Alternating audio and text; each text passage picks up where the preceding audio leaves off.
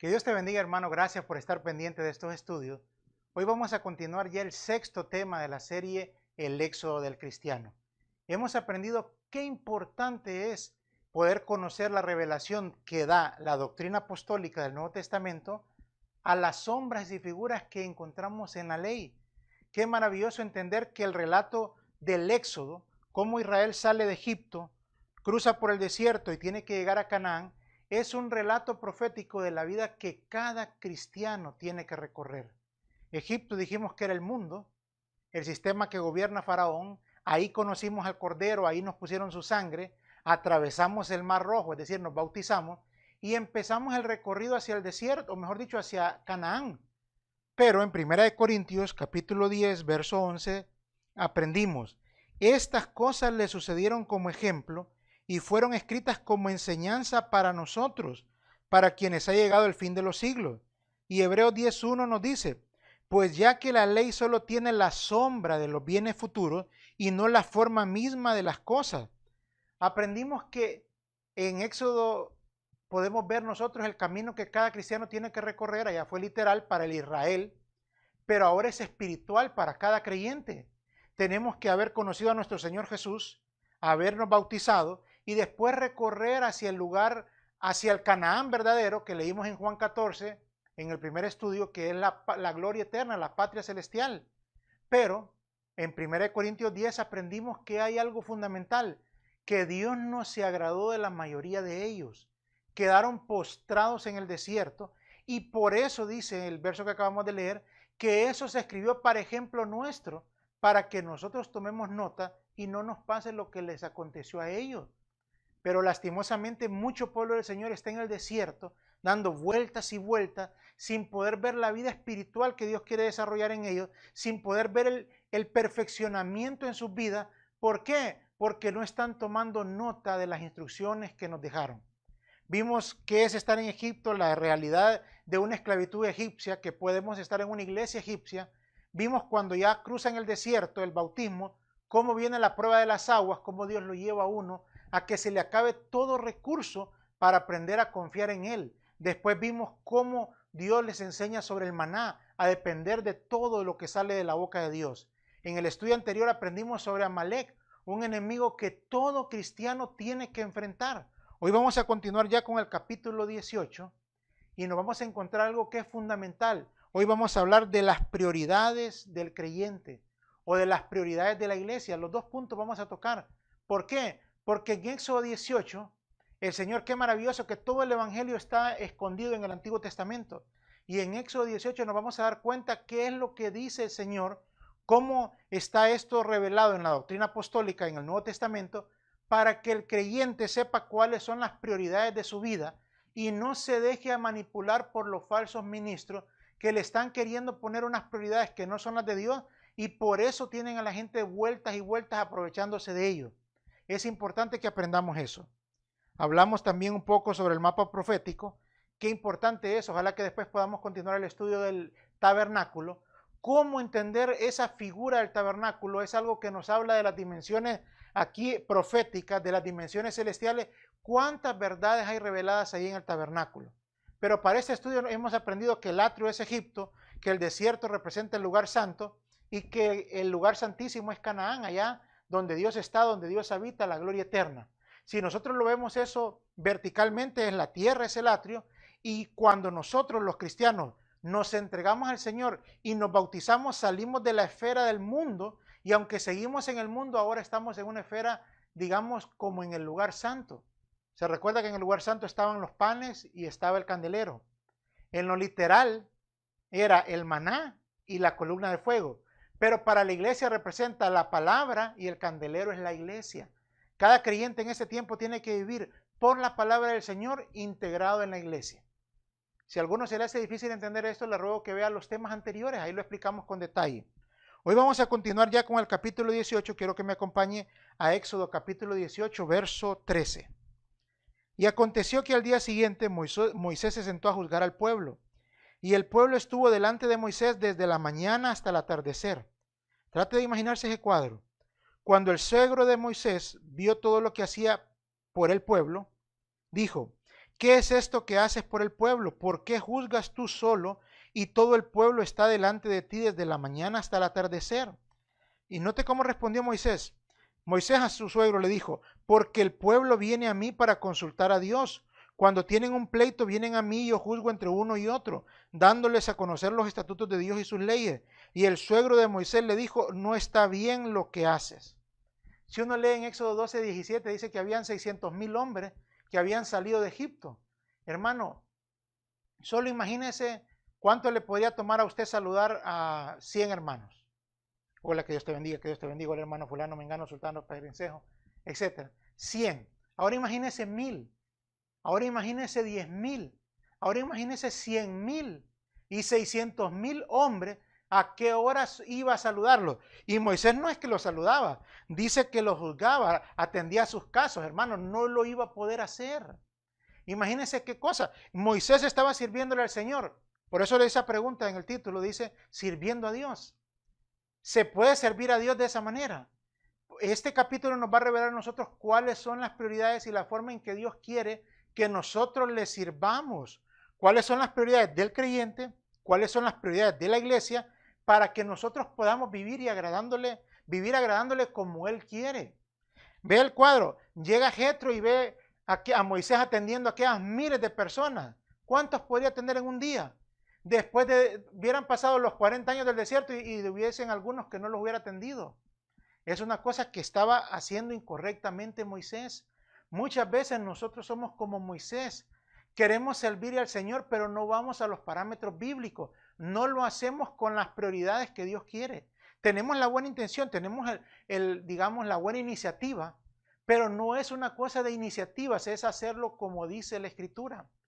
¿Qué se imagina usted que le iba a pasar a Moisés después de varios meses de estar en eso? Se iba a fundir, se iba a cansar, e iba a estar en una situación realmente desesperante. Hermano, aconsejar a las personas, cada uno lleva unos casos y habemos algunos más complicados que otros. Imagínense los grandes problemas que iba a enfrentar Moisés y queriéndolo hacer él solo. Esa no es la forma correcta. No estaba sirviéndole a Dios como él quería. Y aconteció lo que tenía que acontecer. Y lo vamos a leer ahora, quiero que me acompañe el verso 18. Mire cómo le dijo Jetro. Con seguridad desfallecerás tú y también este pueblo que está contigo, porque el trabajo es demasiado pesado para ti, no puedes hacerlo tú solo. Es lógico, ¿verdad? Ahora mire qué pasa en Números 11:14. Mire cómo le está diciendo Moisés a Dios. Yo solo no puedo llevar a todo este pueblo porque es mucha carga para mí. Y si así me vas a tratar, te ruego que me mates si he hallado gracia ante tus ojos y no me permitas ver mi desventura. ¿Cómo estaba Moisés ahí? Diciéndole al Señor que lo matara. ¿Por qué? Porque ya estaba cansado, ya estaba quemado, ya estaba cargado. Mire cómo dice, porque es mucha carga para mí. Y si me vas a tratar así, imagínese echándole la culpa al Señor. Cuando nosotros servimos y no con las prioridades de Dios, ya vamos a ver las prioridades, nosotros, hermanos, terminamos frustrados. Y cuando terminamos frustrados, terminamos echándole la culpa al Señor. Terminamos en crisis familiares, en crisis económicas, en crisis a veces de salud y estamos diciendo que es por la obra del Señor. No, muchas veces es por necedad. Muchas veces es por no hacerlo como dice la Escritura. Y por eso es importante que entendamos el éxodo del cristiano. ¿Por qué? Porque ahí está relatado los problemas que les aconteció a ellos para que no nos acontezcan a nosotros. Recuérdese, 1 Corintios 10:11. Eso se escribió como ejemplo nuestro. Entonces aquí vemos a Moisés quemado. ¿Cuántas veces nos ha pasado eso? Por estar sirviendo a uno, a otro, haciendo aquí, haciendo allá, y nosotros quemados. Y lo peor es si la gente termina en una crisis económica, perdiendo su casa, perdiendo su trabajo o perdiendo su salud y termina echándole la culpa al Señor. Pero sí, Señor, si es por servirte, por atender a tu pueblo. Y empezamos a decir un montón de cosas que no hemos hecho con la sabiduría de Dios, que hemos hecho con buenas intenciones, pero no de la forma correcta. Ahora vamos a aprender las prioridades de la iglesia, para que usted vea cómo ahí está en la Escritura. Mira el verso 20, Éxodo capítulo 18, verso 20. Y enséñales los estatutos y las leyes, 1, y hazles saber el camino en que deben andar, 2, y la obra que han de realizar.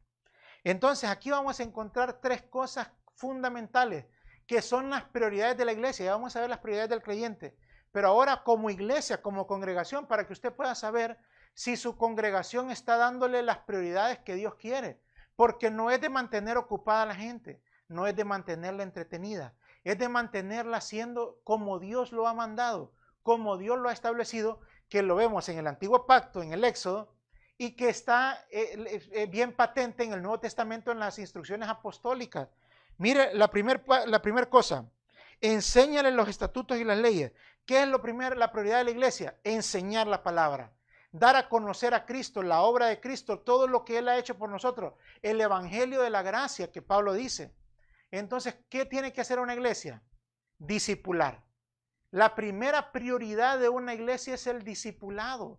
Usted puede saber si está en una iglesia verdadera, en una congregación bíblica, si la prioridad ahí es enseñar la palabra, compartir la palabra, discipular a cada persona. Recuérdese en Mateo 28, la gran comisión, id y hacer discípulos.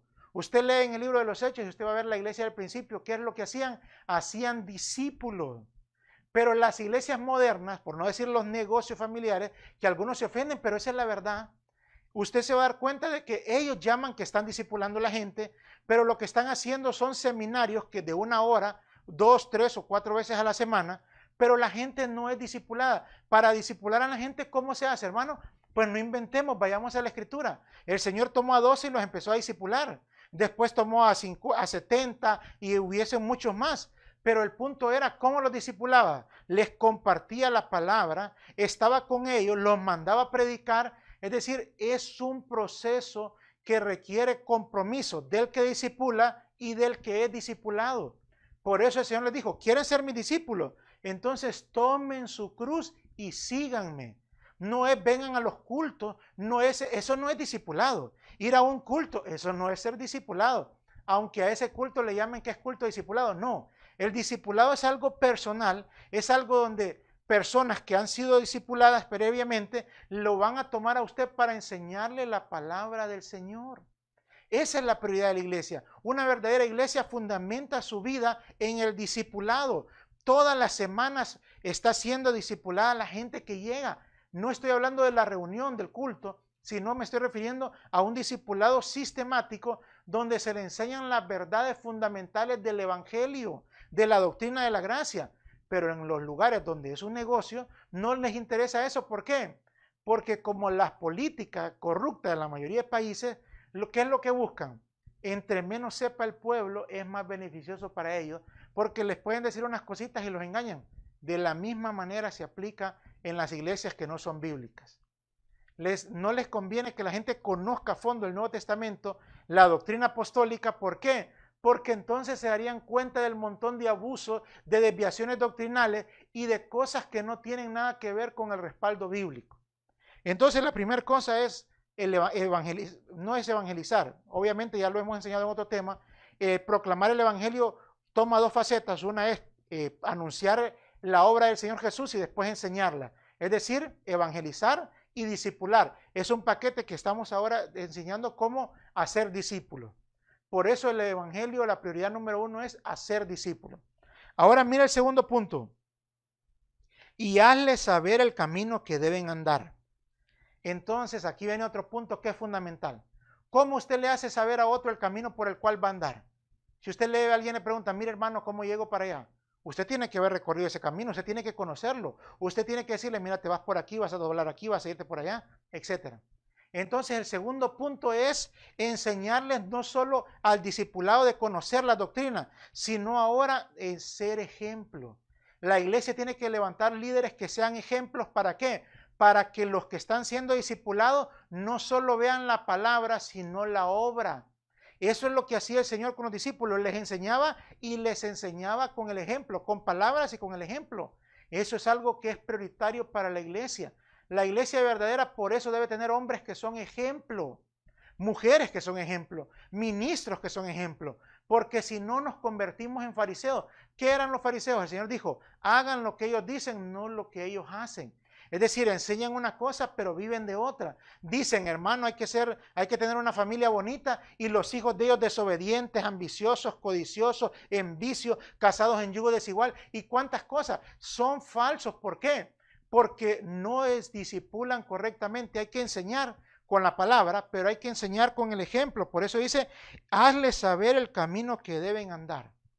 Esto es enseñarles a imitar al Señor, no solo darles a conocer al Señor, sino que lo puedan imitar, que su vida diaria se vaya pareciendo a Cristo. Ese es el propósito del Evangelio, esa es la prioridad de la iglesia. Y mira el tercer punto, dice, y enséñales la obra que han de realizar. El tercer punto, no solo es discipularlos, no solo es ser ejemplo para ellos, es enseñarles a servir a Cristo. Pero ahora le dicen a la gente que servir al Señor es ir a cuidar los carros, ir a abrir las puertas, ir a tenerle la comidita al pastor, ir haciéndole sus regalitos, darle su dinerito.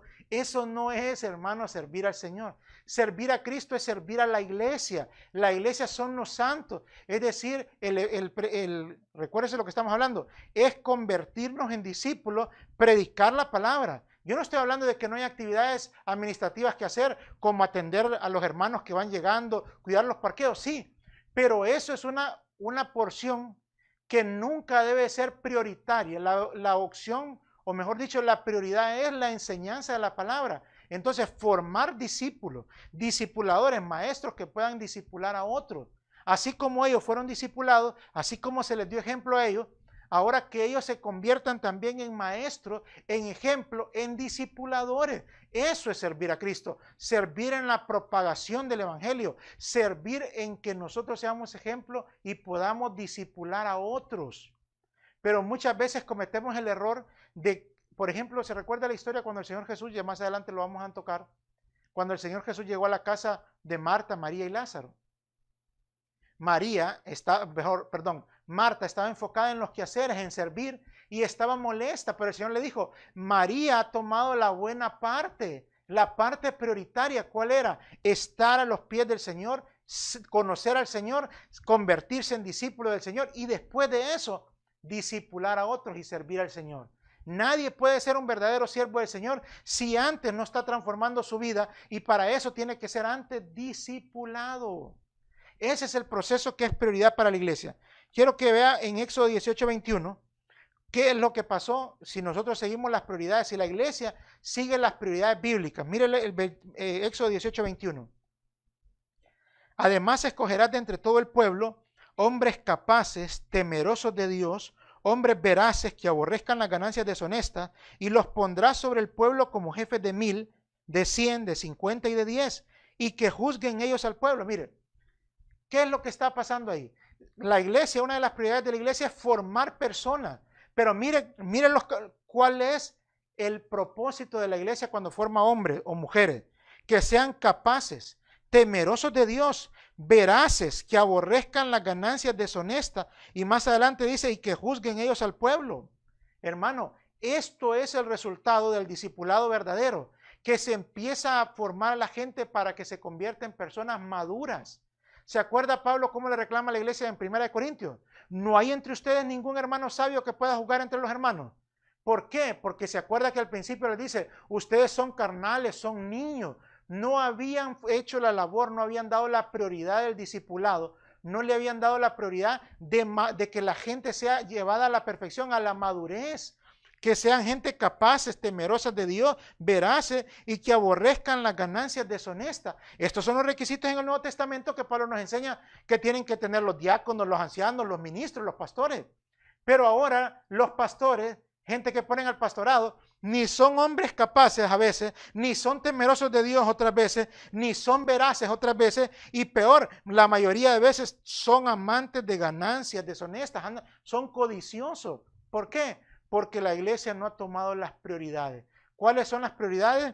Proclamar el evangelio, discipularlo, que imiten al Señor, ser ejemplo, y después que puedan servir a Cristo, que ellos puedan discipular a otros de palabra y de ejemplo. Cuando hacemos eso, entonces la iglesia va a ser formada por hombres temerosos, capaces, veraces, que aborrecen ganancias deshonestas. Y mire que juzguen al pueblo. En el Antiguo Testamento y en el Nuevo Testamento tienen que juzgarse los casos de la iglesia. Tienen que haber hombres sabios, hombres maduros, hombres que están siendo espirituales para que puedan estar juzgando a los hermanos carnales para edificarlos.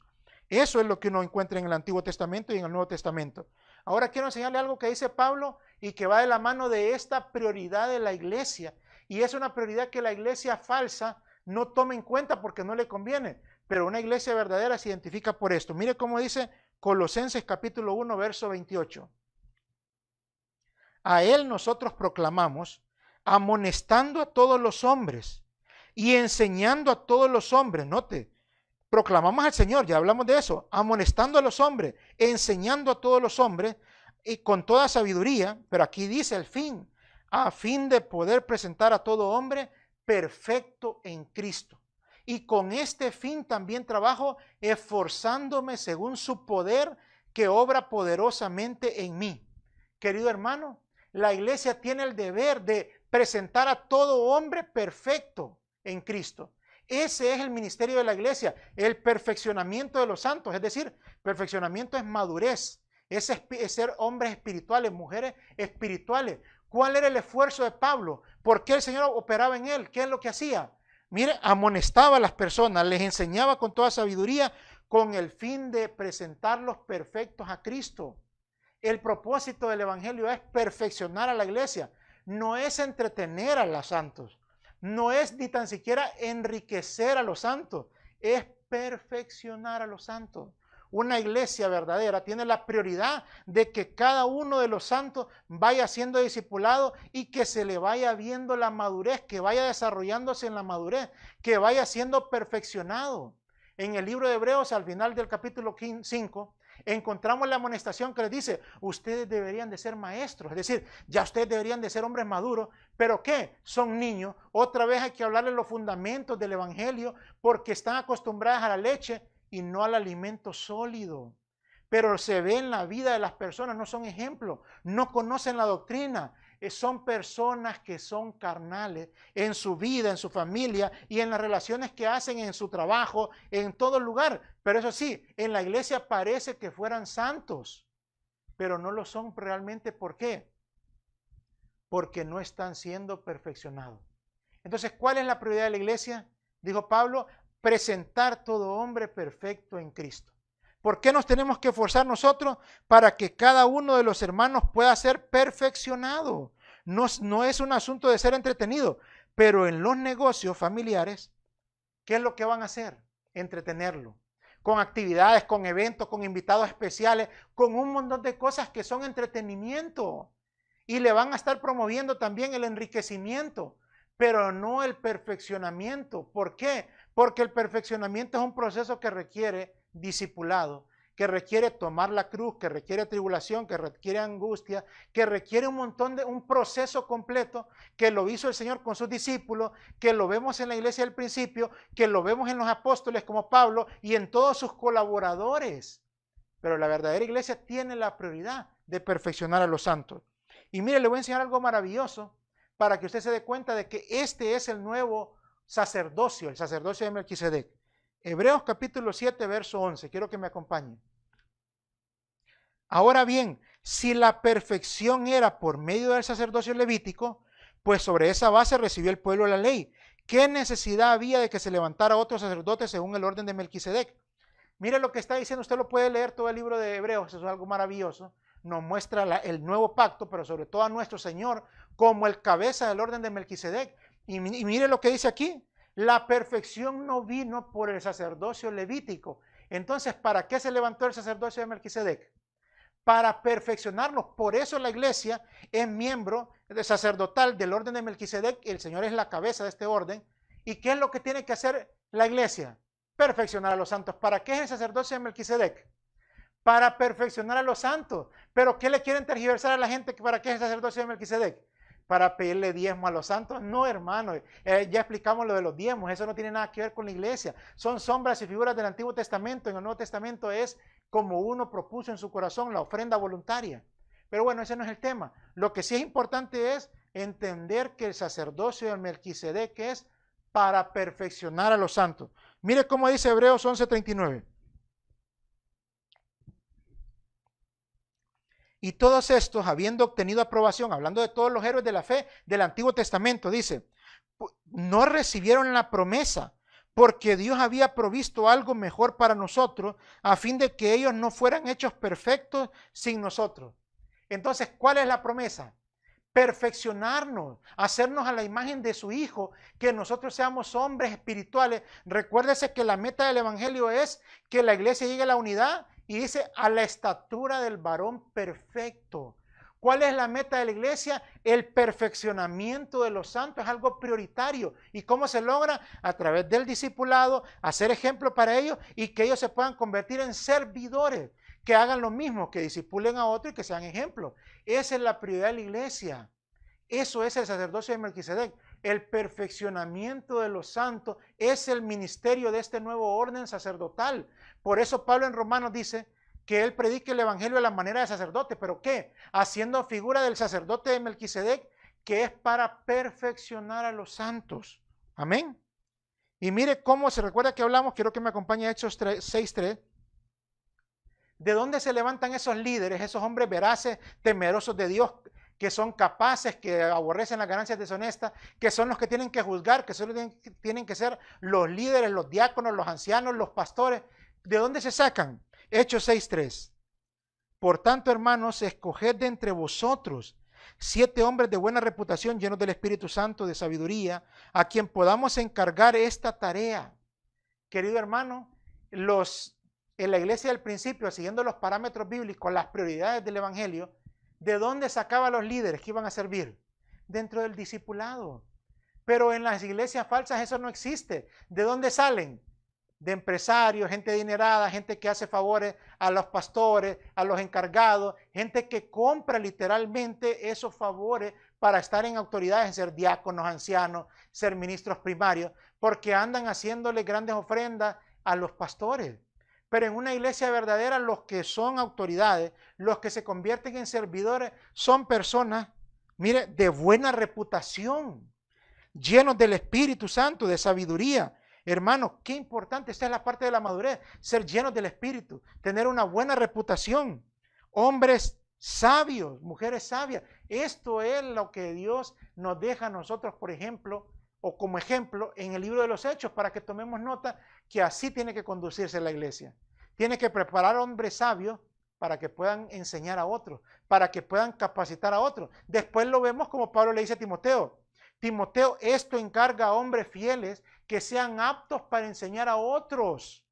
Esas son las cosas que son prioritarias dentro de la iglesia. Mire otra cosa que en eso se convierte estos líderes, estos hombres capaces, temerosos, llenos del Espíritu sabio. Miren lo que se convierten. Romanos 16:3. Saludad a Priscila y Aquila, mis colaboradores en Cristo. Filipenses 4:3. En verdad, fiel compañero, también te ruego que ayudes a estas mujeres que han compartido mis luchas en la causa del Evangelio, junto con Clemente y los demás colaboradores míos. ¿Qué forma entonces la iglesia verdadera? Colaboradores. ¿Y cómo los hace? Colaboradores es un ergo, que trabajan juntamente, unidos, no súbditos. No es que ahora le dicen, no es que el pastor es el jefe y aquí tienen que estar bajo autoridad. Hermano, la iglesia del principio hace colaboradores. ¿Qué son los pastores? Son ejemplos, dice Pedro, ejemplos del rebaño. ¿Qué hace entonces el rebaño? Imitarlos y se convierten en colaboradores. ¿Qué es lo que tenía Pablo? ¿Súbditos? ¿Seguidores? No, tenía colaboradores. ¿Qué tiene la iglesia verdadera? Forma colaboradores, gente de la misma capacidad, que alcanza la misma preparación, el mismo perfeccionamiento, la misma madurez. Por eso Pablo decía a Timoteo que hace la obra igual que yo. Era un joven, pero ¿por qué hacía la obra igual que él? Porque había sido discipulado, le habían dado ejemplo y lo habían convertido a él también en un discipulador, en un maestro que enseñaba a otros. Le enseñaron cuáles eran las prioridades de la iglesia. Ya van 30 minutos y solo hemos visto la primera parte. Regálenme unos minutos más, porque es importante que aprendamos las prioridades que nos enseña Éxodo 18. Mira Efesios 4:15. Sino que hablando la verdad en amor, crezcamos en todos los aspectos en aquel que es la cabeza, es decir, Cristo, de quien todo el cuerpo, estando bien ajustado y unido por la cohesión que las coyunturas proveen, conforme al funcionamiento adecuado de cada miembro, produce el crecimiento del cuerpo para su propia edificación en amor. ¿Cómo se hace esta obra maravillosa que el Señor está haciendo de la iglesia? La tiene que perfeccionar a cada santo. ¿Y cómo es que funciona que cada santo está siendo perfeccionado? Está siendo discipulado, él está siendo enseñado con el ejemplo y él después se convierte en un maestro, en un discípulo que enseña a otro. Pero mire qué maravilloso, ahí donde está subrayado, conforme al funcionamiento adecuado de cada miembro.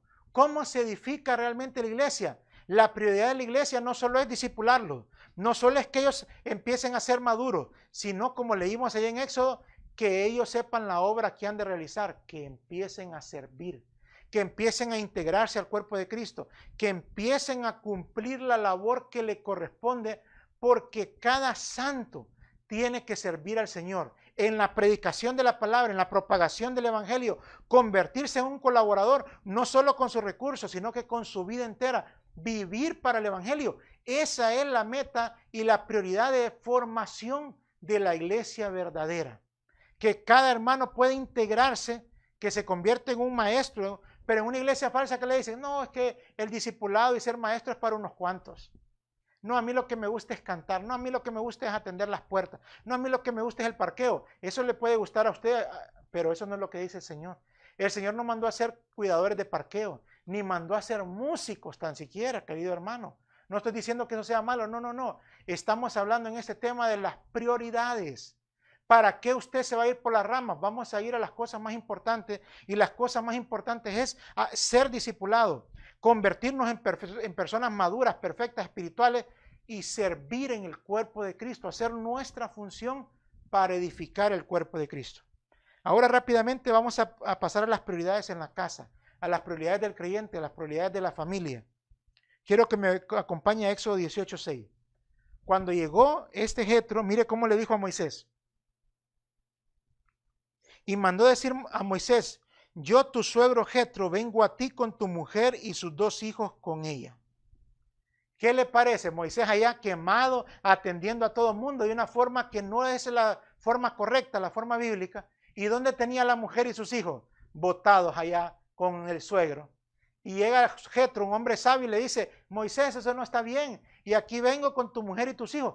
¿Cuáles son las prioridades entonces del creyente? Su familia, su esposa, sus hijos. Dios no autoriza a nadie a servir que primero no se haya encargado esa persona de hacer su labor en su casa. ¿Y cuál es la labor en la casa? Bueno, acompáñenme a 1 Timoteo 3:4. Estas son las prioridades de la vida del creyente. Que gobierne bien su casa, teniendo a sus hijos sujetos con toda dignidad, pues si un hombre no sabe cómo gobernar su propia casa, ¿cómo podrá cuidar de la iglesia de Dios? Mira, aquí le voy a señalar un par de cosas. Número 1, el Señor no permite, no autoriza que alguien vaya a servir a la iglesia si tiene un mal testimonio en su casa. Si no ha gobernado bien su casa, si no ha discipulado, vamos a ver más adelante, a la familia, si sus hijos no son ejemplo, Dios no lo autoriza. Pero en las iglesias falsas, en los falsos ministerios, en los negocios familiares, dicen los pastores, no, usted no juzgue porque tal vez sus hijos son pequeños. No vaya a ser que vaya a vivir lo que nos pasa con nuestros hijos. Rebeldes, malcriados, en vicio, en yugo desigual y en cuantas cosas. ¿Por qué? Porque es un negocio. Pero en la iglesia verdadera es un requisito que el servidor, que el siervo del Señor tenga gobernada bien su casa. Es algo que el Señor enseña. Y mire cómo dice ahora el segundo punto. Verso 5. Pues si un hombre no sabe cómo gobernar su propia casa, ¿cómo podrá cuidar de la iglesia del Señor? Note, hay que gobernar bien la casa, pero después no dice cómo podrá gobernar la iglesia del Señor. No, no, cuidar la iglesia. Porque aunque le ponen de requisito a uno la prioridad de la casa y gobernar bien la casa, a la iglesia no vamos a gobernar, vamos a cuidarla. Por eso le dice Pedro a los ancianos, como yo a ustedes les dice, velad sobre el rebaño, no por la codicia del dinero, sino siendo ejemplo. Pero mire, cuidar el rebaño. ¿Qué es lo que hacen los siervos del Señor? ¿Qué es lo que hacen las personas maduras? ¿Qué es lo que hacen los hombres que están siendo perfeccionados por la iglesia? Empiezan a cuidar la iglesia. Empiezan a cuidar a los que vienen atrás, a los inmaduros. Eso es como cuando llegó, se recuerda de Esaú a Jacob diciéndole que se acelerara. No, le dijo, vamos a ir al paso de los más jóvenes, de los más niños. Entonces empiezan a cuidar la iglesia. Entonces, ¿cuál es la prioridad del creyente? La familia. Dios no autoriza a un creyente que ande, que dejó la familia para ir a servir al Señor, o que deja la familia y él va solo a servir a la iglesia. Eso no lo autoriza el Señor. Se lo puede autorizar su falso pastor, su falso anciano, su falso diácono, su falsa autoridad. Eso sí. Me contó un hermano hace un par de meses o menos tal vez. Le pregunté, ¿qué tal, hermano? ¿Cómo está? ¿Y su familia? Ah, hermano, me separé. ¿Y por qué? Fíjese que mi esposa le agarró que se quería ir para España. No le creo, pero me imagino que ahí en el ministerio donde usted está, le dijeron que eso no se podía. Ah, hermano, me dice. El anciano oró por ella para que Dios la bendijera. Ah, hermano, digo yo, qué terrible. Pero son negocios familiares. Pero cuando es una iglesia verdadera, es prioridad el buen testimonio de la familia. El Señor lo manda. Y mire qué impresionante esto. Quiero que me acompañe. Quiero leerle más adelante. Déjeme buscarle este versículo aquí. Primera de Timoteo 5:8. Pero si alguno no provee para los suyos, y especialmente para los de su casa, han negado la fe y es peor que un incrédulo. ¿Cuál es la prioridad del creyente? ¿Es la iglesia la prioridad del creyente? No, es su casa, los suyos. Si alguno no provee para los suyos, entonces si una persona, si un hombre no enseña, no discipula a su mujer, está haciendo un mal testimonio y Dios no le autoriza a servir. No, hermano, es que yo no soy mucho de la palabra, pero yo voy allá y mire, canto en alabanza. Usted puede pensar que sirve al Señor, como pensó Moisés que lo estaba haciendo en Éxodo 18. Pero no es así. Estaba dando un mal testimonio porque su mujer estaba en otro lado y él no la estaba discipulando. Mire cómo le dicen a las mujeres, callen en la congregación. Y si no entienden algo, que le pregunten a quién. Al pastor, al diácono, al anciano. Y le preguntan a su marido, dice. Entonces el marido tiene que poder enseñarle. Tiene que estar capacitado para eso. Ah, hermano, pero es que yo no soy mucho para eso. Porque no ha querido convertirse en un discípulo. Porque toda persona, todos podemos ser necios. Todos podemos ser lo vil y menospreciado, pero cuando vamos al Evangelio, el Espíritu nos va a capacitar. Cuando tomamos la cruz, el Señor nos va a abrir el entendimiento para convertirnos en discípulos, para entender la palabra, para ponerla por obra y para después poder enseñar. Pero ¿a quiénes vamos a enseñar primero? A nuestra casa, a nuestra familia, a nuestros hijos. Por eso, si no ha gobernado bien su casa, Dios no le autoriza que usted pueda ir a servir a la iglesia. Ahora hay otro detalle aquí. Aquí dice el que no provee para lo suyo. ¿Sabe qué le dicen en los ministerios falsos? Que hay que darle a Dios primero. Y con eso, ¿sabe a qué se refieren? Que hay que llevar sus ofrendas y su dinero primero a Dios, aunque su casa no tenga para pagar. Mire las preguntas y qué necedad más terrible de la gente. Hermano, fíjese que solo tengo el diezmo. En primer lugar, los tienen engañados con el diezmo. Pero segundo, fíjese que solo tengo el diezmo y no me ajusta para pagar la casa. ¿Qué puedo hacer? Ah, hermano, mire, yo le tengo que decir la verdad. Dicen eso falso. Si usted tiene que darle a Dios primero. Si no, eso se va a meter en problemas porque ese dinero no es suyo. Hermano, la prioridad del evangelio del creyente es su casa. Dios le dice, si usted no provee para los suyos, usted es un peor que un infiel. Ha negado la fe. Entonces, ¿a quién tiene que proveer primero uno? A los de su casa. Y después a los hermanos en la fe. Y mire, le voy a enseñar porque el Señor le reclamó a esos astutos violadores, bien, violadores del mandamiento. Marcos 7:9. También les decía, astutamente violáis el mandamiento de Dios para guardar vuestra tradición. Porque Moisés dijo, honra a tu padre y a tu madre, y el que hable mal de su padre o de su madre, que muera. Pero vosotros decís, si un hombre dice al padre o a la madre, cualquier cosa mía con que pudiera beneficiarte es corbán, es decir, es una ofrenda a Dios, ya no le dejáis hacer nada en favor de su padre o de su madre, invalidando así la palabra del Señor o de Dios por vuestra tradición, la cual habéis transmitido y hacéis muchas cosas semejantes a estas. Mire, muchas cosas semejantes a esas en los falsos. Le dicen a la gente, mire, si tu papá ocupa dinero, dile que no puedes porque este es el dinerito que tienes para el Señor. Eso no es el espíritu del Señor, eso no es la voluntad de nuestro Señor Jesús, ni es las instrucciones de nuestro Padre Celestial. Es primero con nuestra casa. Primero aprender a gobernar bien la casa. ¿Y cómo se gobierna?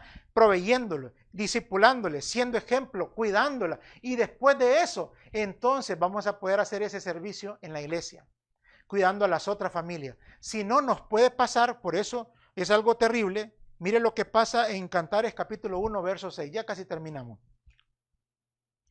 No os fijéis en que soy morena, porque el sol me ha quemado. Mire, una mujer quemada. Los hijos de mi madre se enojaron conmigo, me pusieron a guardar las viñas y mi propia viña no guardé.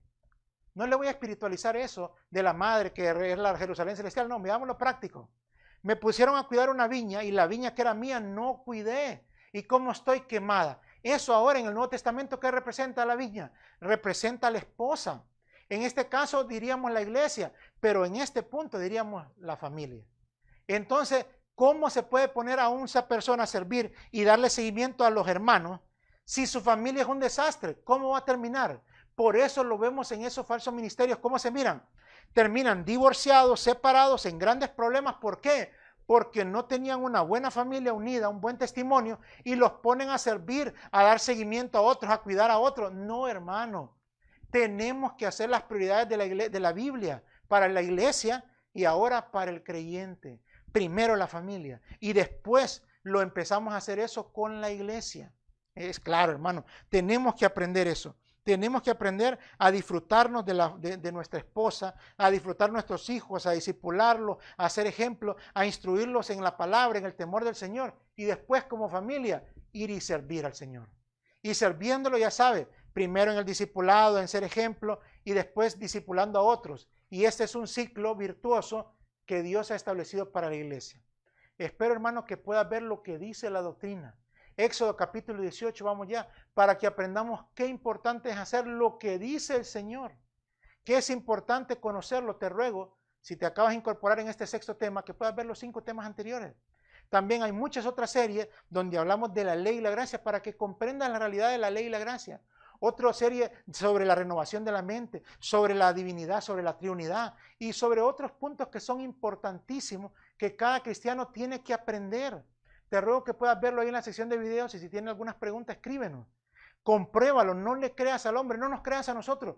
Compruébalo, por eso ahí están las citas bíblicas, estúdialo y después compártelo. Ayúdanos a llevar la sana doctrina a todo el pueblo del Señor, porque hay muchos cautivos y el Señor dice en este tiempo final, salid de en medio de ella, de esa Babilonia, pueblo mío. Es el tiempo, hermano, de proclamar la verdad. Hay oposición, hay un montón de cosas, pero lo que importa es que hagamos lo que dice la Escritura. Te bendigo y te espero el próximo lunes, Dios mediante.